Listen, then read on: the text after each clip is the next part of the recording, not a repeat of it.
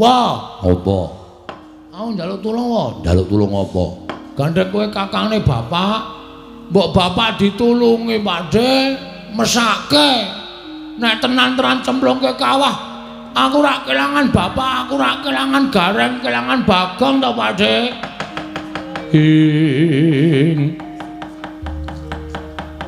Togok malegak legok trembilung kang sora wita.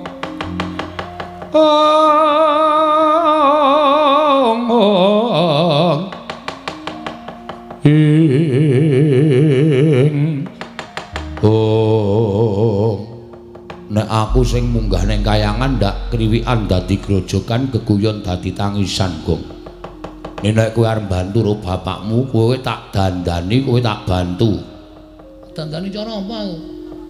Ya pokoke manut karo aku, tak dandani wong sing mlebu metu ning kayangan ning ora ana sing ngelekke. Sapa? Dewa? Ora. Titah wae. Ning kowe gelem ora? Sing mlebu metu kayangan dadi kekasihing dewa kuwi ming bendaramu Raden Janaka. Mula kowe tak dandani kaya dene Raden Janaka. Oh, ana wong tuwa tak plintir cangkeme tenan. Ketoke aman, ketoke tentrem. Engko nek nganti Janaka sing tenan ngerti. Apa ora dipecah sirahku? Ndaramu ki wong awas, ndaramu ki wong pinter. Nek ngerti kowe sing dadi Janaka ora nek nesu malah sajake seneng. Weruh polahe beda karo wadat saben. Ngono ya? Heeh. Ha wis apa-apa wis. Bagus ya aku. Bagus kaya Raden Janaka plek ora geseh. Wah. Arep golek rondo sih aku. Aja dienggo kurang ajar ora sapenake. Lumayan ya nyaut-nyaut siji loro. Wis Pakde ganti septo Pakde. Yo, saiki kowe sedakep. Ning nek wis dadi ora gleleng lho. Ora tak nggo nulungi bapak kok gleleng. Wis yo. Tak suwunke karo sing gawe jagat muga-muga iso kasembatan penjangkamu. Bisa wujud Raden Janaka kowe le anakku cah bagus Bagong. Heeh, Pakde.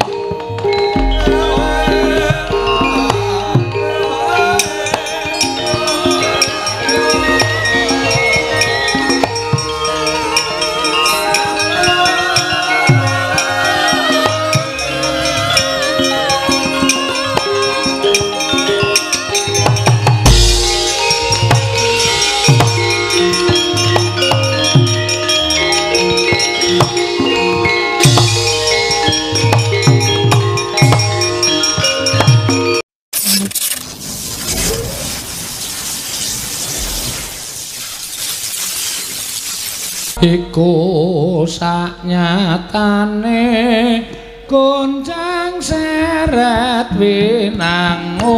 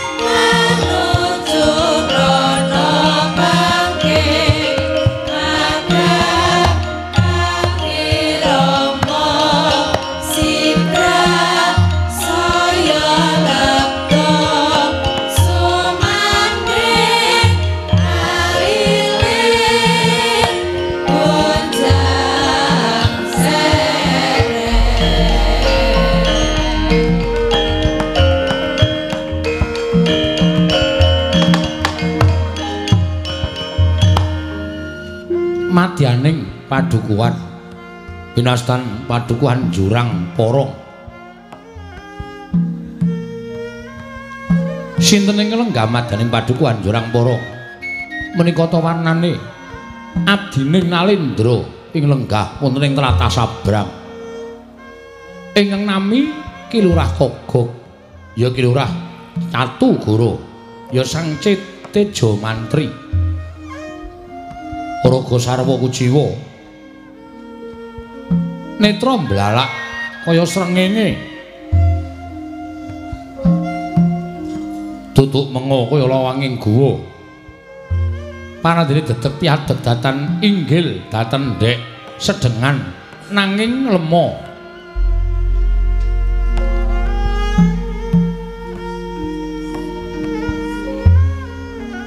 Pasuryan cawus katingal kucem. Krana nalika semanten kacarita ki Lurah Togog nggadahi sesakit inggih menika pipis legi.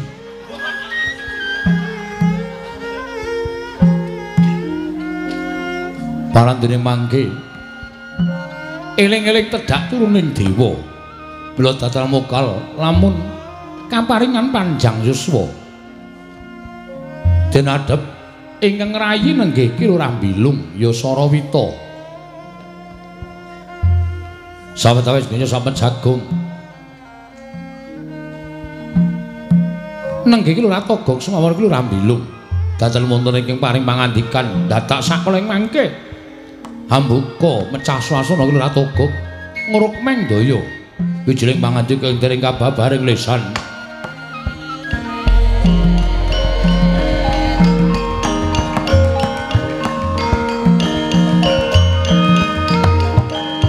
Oh iku sanyatane kira-kira sigra saya lepta sumakin kalile undang sere.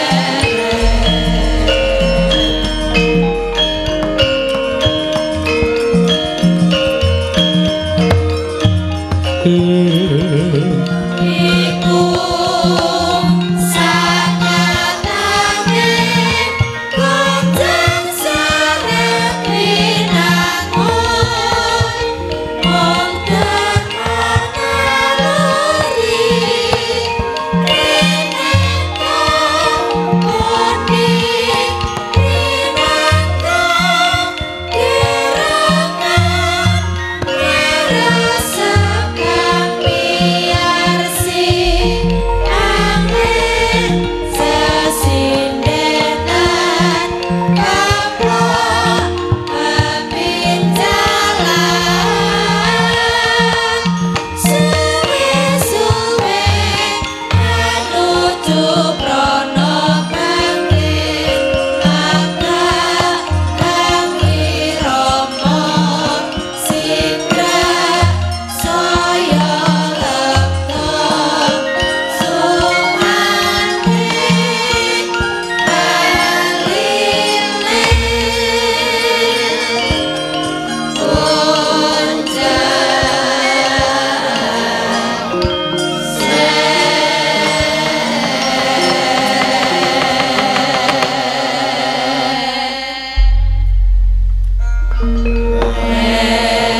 Sinongwati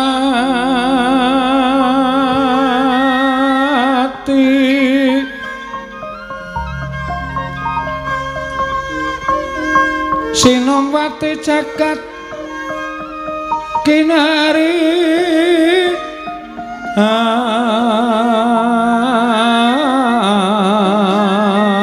among mbak lumembak ombak ing samudra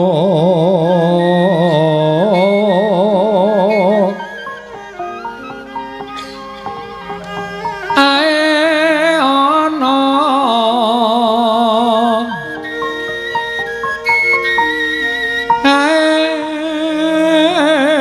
ana bale lumut ambraganggeng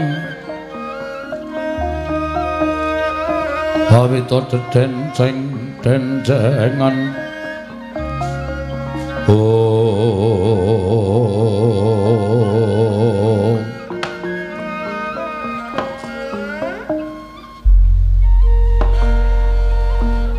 Jancane ana ngapa to Kang Togok? Kok pirang-pirang dina iki Kang Togok kaya beda adat saben. Pendak-pendak duwe juragan. Mongko ratu sabrang tekaning pati kowe karo aku terus golek juragan liyane. Ning iki kok ora ajak-ajak. Ngapa Gok? Ya ora ana apa-apa, Lung. Goroh kowe iki goroh. Wong biasane kowe iki nek ora ana apa-apa ki akeh lemu omong, akeh lemu gojek. Saora-orane mesti ngejak cangkriman karo aku. Aku ki jane wis tuwa. Ning kok gampang dibebeda rasaku ya, Lung. Dibebeda karo sapa?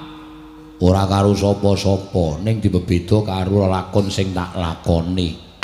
Lelakon sing dilakoni iki tegese aku ki gagas karo impen nih, Lung. Impen? Heeh. Ameng impene kok tok gagas, Gok. Ora usah digagas. Tur awake dhewe iki ya wujude ming batur, ming panakawan, ming kawula cilik kowe karo aku ming wong sekeng. Nek gagas impen kok le kebangetan temen. Upama awake dhewe ngimpi terus impen kuwi ana maknane, ana kelakone, ya wis ditampa kanthi ikhlas. Ora usah dadak werna-werna. Ngono lho. Ngimpi apa? Impenku ki ngembet karo adikku. Lho. Aku Udu.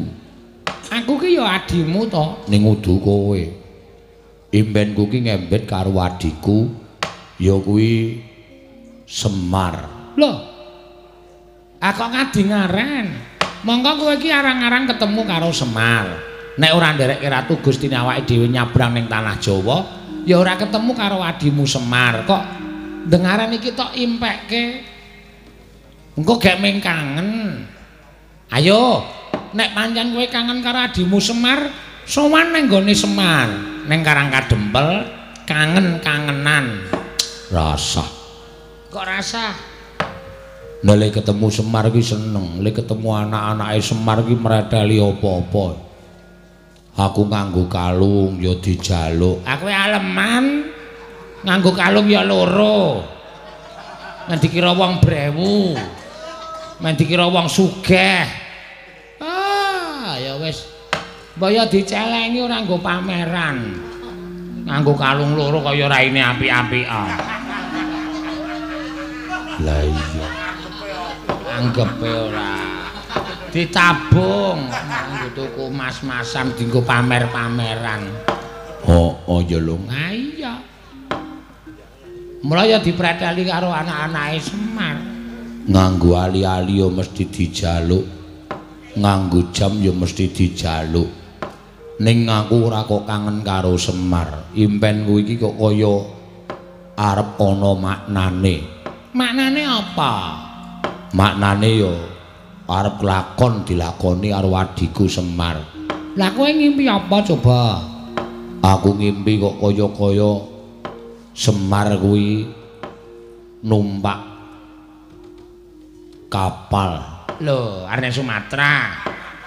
Ora. Nang impen kuwi numpak kapal terus dumadakan prau mau kasempyok ing alun gedhe. Semar iki kendang kapracondang kuntal kaprapal digawa bantering banyu. Nganti aku bengok-bengok sirku ngoyak karo Semar ning mergo aku ya ora iso nglangi ya ming tak nengke bae. Saya adoh Semar digawa umbak nganti ora ketok. Geragap aku tangi barengi kluru ing jago ingkang sepisanan tandha yen to wis gagat bangun esuk. Lung, wiwit kuwi atiku kok ora tentrem, wiwit kuwi atiku kumesar. Ana apa sing bakal tumanduk karo adikku Semar ya Lung? Rikat lampahing rata tanpa antara prateng suku ning argeram kang tumingal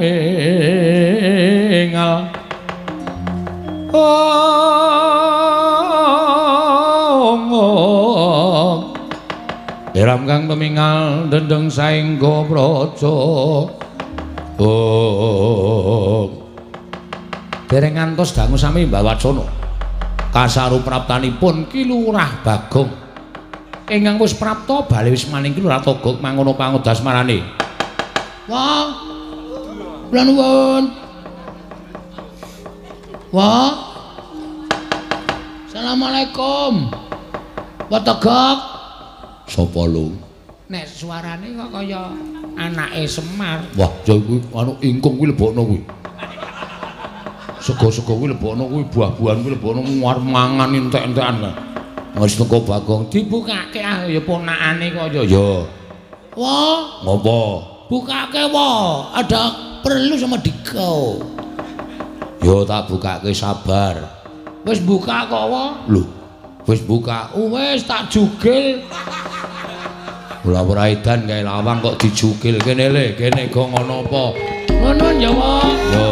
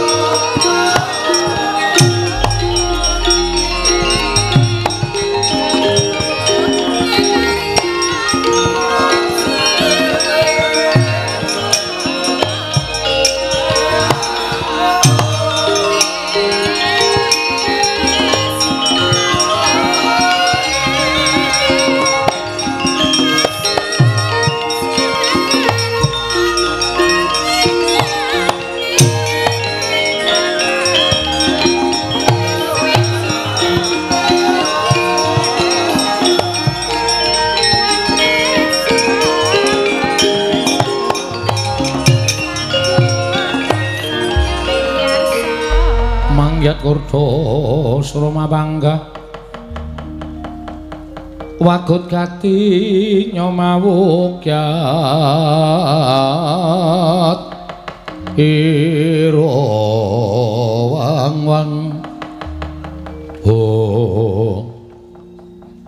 sembah bektiku ya Pakde ya tak tampa Pakde mbilung bektiku ya Pakde ya tak tampa Bagong Cak Bagus. Kok omahmu wis beda Pakde? Beda piye? Kok nyenyet ora ana apa-apa. Weh gleleng. Kae dhuwur kae lukisane sapa ya Pakde? Ayo lukisan aku nganggo sandangan Jawa. Lho kok kaya celeng. Lah. Ya sekarang sing gambar ya ora patek iso. Mula ya wagu bentuke. Heeh, Pakde. Apa? Aku ngaturke bekti. Ya tak tampa. Pakde mbilung mbok gawe-gawe wedang ngono Pakde. Wah, malah di wong tuwa dikongkon. Ya, tak gaweke. Senengamu apa? Kopi. Ya. Pahit apa legi? Pahit. Legi ngopo? Kopi kok legi. Jane eneng ngopo? Sepisan aku silaturahmi, Pakde. Ya, tak tampa. Karang ya suwe ora ketemu karo Pakde. Togog. Kangen to aku mestine. Menungsa kok. Lah iya. Sing angka loro aku ngaturke berita lelayu. Lho. Berita lelayu. Heeh. Sapa sing ora ana? Adimu. Ora cangkeman, Gong. Cangkemmu kowe. Malah ngunekke. Lah kowe iki tak unekke aku kuwi Pakdemu nek ngunekke bocah cangkeman ora ya sabar-sabar to. Kok malah genting ngunek-unekke wong tuwa. Ngene ya Pakde, rasa nesu dhisik. Aku tak matur karo Pakde. Bapak kuwi nganu, apa jenenge? Digawa karo adimu. Adikku sapa? Bathara Guru. Lho, digawa sebabe. Ha critane rak aku ki kepengin bangun desa. Apik kuwi. Kowe dadi pengareping kawula kudu wani bangun desa. Bener. Ning aku entuk sasmitaning Jawata, nek aku bangun desa kuwi iso rancak niring Sambikala, nek ditumbali ya kuwi ingkang winastan pelem pertangga jiwa lan jambu dipa nirmala. Bapak ngendika, Bapak Semar ngendika kuwi anane ning Kayangan, bener wae, Dik? Bener. Kuwi panganane dewa. Arane pelem pertangga jiwa jambu dipa nirmala. Terus aku pasrah karo bapak, wis Pak nek ngono mangsa Baranga jare bapak kuwi Sang Hyang Ismaya, kakane Bathara Guru. Mestine bapak iso sambung rembug karo para dewa. Bapak terus matek aji pamengkang, pameling. Terus Bathara Guru teka. Oh, teka ning ngomahku. Bapak omong Bathara Guru gandeng Bagong ki ya ponakamu. Ki arep bangun desa ki ora tok bantu ora kelakon. Terus gurune muni piye? Gurune muni ngene iki, anak-anak ngono.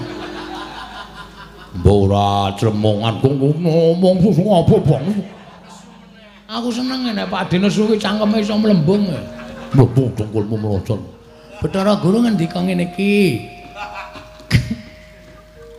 Kakang Semar, aku sakula purun maringaken pelen pertangga jiwa ning sekilone 4.000.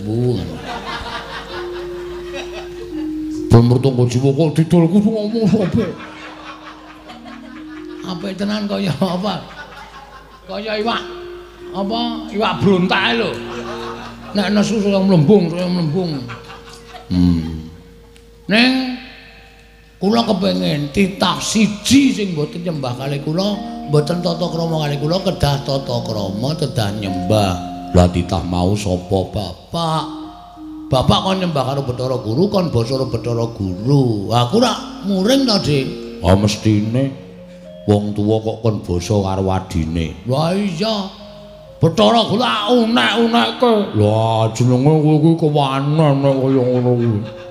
Bathara Guru kuwi dewaning para dewa kok tok unek-unekke. Sik, Pakde, salonmu dicilekke sik. Salon ndi? Lah kuwi ngisore kaya horen. Horen dengkulmu mlocot ora. Aku nesu mergo aku mbelani bapak geger. Oh, terus geger perang rame kae dewa-dewa kalah karo aku karo Gareng karo Petro. Aku Bathara Guru kuwi maju nggawa drei. Nggundrei lambemu kuwi apa? Nggawa cis trisula. Aku mundur mlayu. Bathara Guru adreng arep mateni karo aku arep cemplungke ana ngendi jenenge Pakde sing nggone nyiksa wong kuwi? Ngendi? Kuwi lho. Apa jenenge? Kawah. Kawah Sikidang. Ora ndiyeng. Kawah Candra Dimuka. Kawah Candra Dimuka. Bapak ora trima. Wis Bagong tak wakilane. Gareng ya ora trima, Bagong ya tak wakilane. Petro ya ngono. Petro ya makili aku dadi jak munggah nang Kayangan, Pakde. Piye perasaanmu, Pakde? Mula aku sambat karo Pakde Tomi. Togo kuwi supaya bantu karo bapak aja nganti bapak tekan ning sirna, Pakde.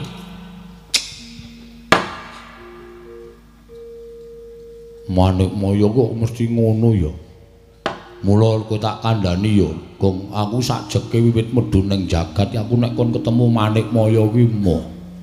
Merga nuwun sewu arep kae dewaning para dewa ning atine urung resik. Lah iya, aku iki ya gumun. Kok bapak kok ning jagat, Pakde Togong ning jagat kok Lek Manik sapa? Ora adine bapak tak undang Lek Manikmaya ki kok gedangkrang ning Kayangan iki lho. Kan ora adil kuwi. Mergane ya mergo Manikmaya wis sengit karo aku, sengit karo bapakmu ki wis jaman enom. Ha kok Pakde dadi elek? Ha mbiyen aku mbiyen kon diapusi karo utawa digawe dikrenah jenenge dipitnah. Wo, karo Manikmaya karo bapakmu ki aku dipitnah. Wong aku ming gojek, ming ngajar atos sing balung mleting kulit dilaporke karo Bapak Sang Hyang Tunggal. Monggo ling nglaporke Manikmaya muni kae Tejamaya karo Ismaya do gelut kepengin dadi diwaning para dewa. Sang Hyang Tunggal nesu. Sang Hyang Tunggal sapa? Bapakku, bapakne bapakmu kuwi mbahmu. Weh, isih urip? Isih. Arep rono. Lho. Ngerti dalane apa? Ngegrab. Ora diterke. Ku tak omong critane sik to. Ah iya terus piye? Bareng ngono aku didukani karo Sang Hyang Tunggal. Didukani karo Simbah. Tejamaya Ismaya kok kelakuanmu kaya ngono. Padha regejegan mung kepengin dadi diwaning para dewa. Kowe tak dadekke diwaning para dewa nek Tejamaya iso nguntal gunung pagering jagat sisih kulon, Ismaya iso nguntal gunung pagering jagat sisih wetan. Terus aku yo niat gunung mau arep tak untal, cangkemku tak ambakke nganti kepleh-kepleh kaya ngene. Mbok sok diwiru, Gek. Cangkem kok diwiru, Man rapi ngono lho. Bapakmu yo adreng wedi dawuhing wong tuane. Pagering gunung sisih wetan diserot, mula saparuh gunung mlebu nang wetenge bapakmu kuwi, mula wetenge kepleh-kepleh. Terus dadi elek kabeh, terus dikon mudhun ning jagat sing dadi dewa Manikmaya. Panjen kae kesasapan jiwa, kamanungsan tegese kesasapan watak sing elek. Mula tekan seprene janjane Manikmaya nek karo aku kuwi ya gething, mula aku emoh nek ketemu. Karo bapakmu ya gething. Mula bener jagat ki eneng siji wong sing ora nyembah karo Bathara Guru ya mung bapakmu kuwi. Ah iya. Ah iki bapak wis digawa karo Bathara Guru ditumpakke patroli. Karo Gareng karo Petruk. Ra urung mung dipatrapi paukuman karo Bathara Guru. Wah, Apa? aku njaluk tulung wae. Njaluk tulung apa? Gandhek kowe kakangne bapak. Mbok bapak ditulungi, Pakde, mesake. Nek tenan-tenan cemplungke kawah, aku rak kelangan bapak, aku rak kelangan Gareng, kelangan Bagong to, Pakde.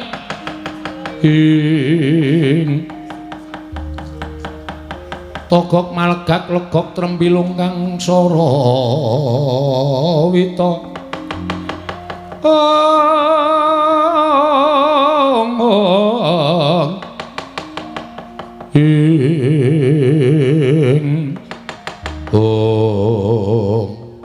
Nek aku sing munggah ning kayangan ndak kriwikan dadi grojokan geguyon dadi tangisan gong. Nek kowe arep bantu karo bapakmu, kowe tak dandani, kowe tak bantu. Dandani cara apa aku?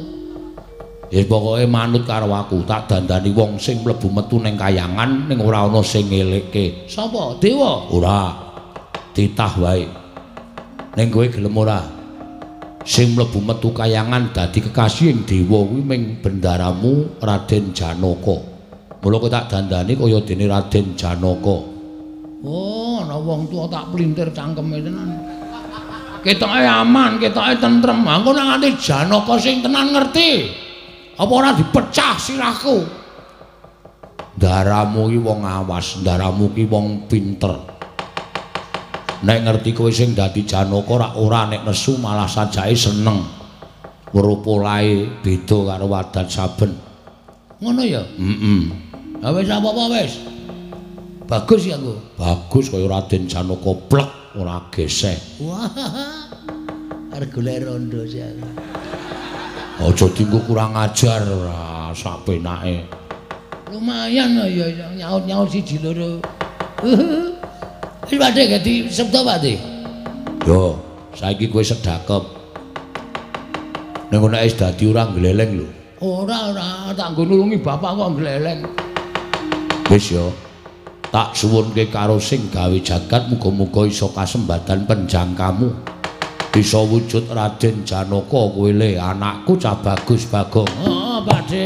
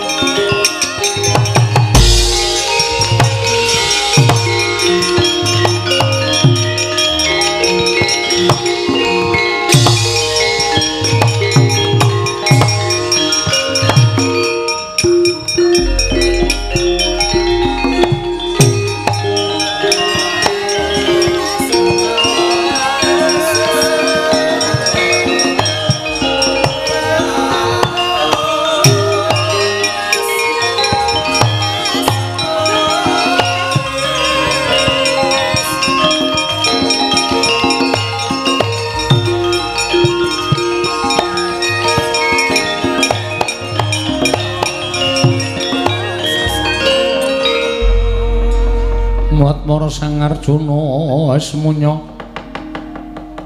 esmunya kang kamanungsan kasrepan tingkahing mungsuh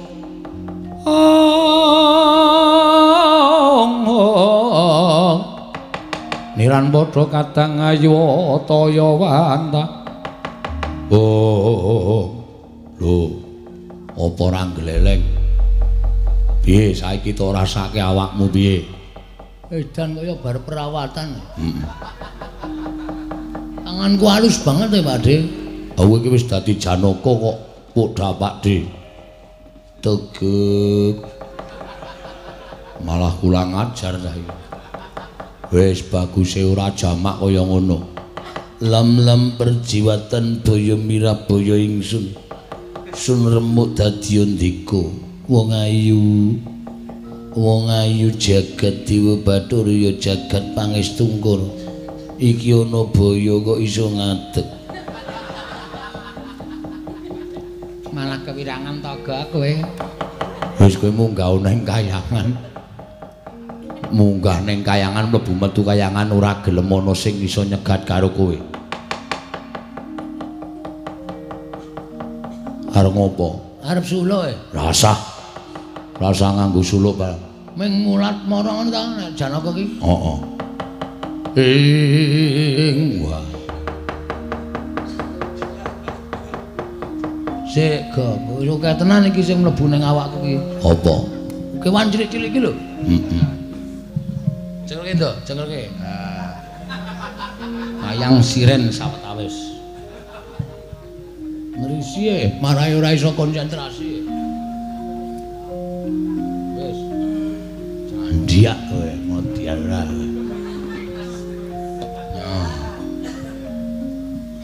ngono ya kok nggih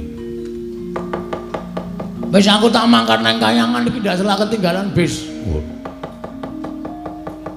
munggah ning kayangan Gong sing ati-ati ya Gong tak dongake muga-muga asembatan nggonmu nyelametke wong tuamu iya Togo bilung kula wonten dawuh Ndara boroke ditambani tukokno bedak doris bedak kirik bilung tak basana malah nyelekit ning ati wis ngono ya Pakde aku nyuwun pamit ya sing ati-ati aja kaya bocah cilik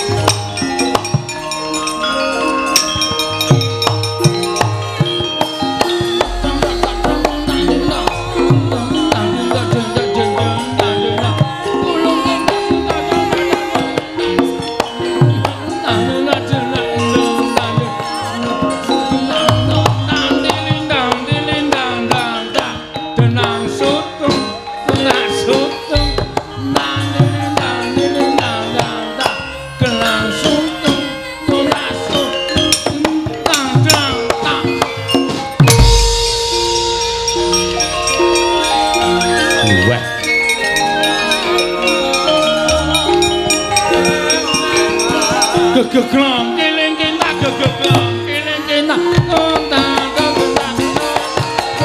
gegeglong kiling kita gegeglong kiling kita kota gegeglong kiling kita gegeglong kiling kita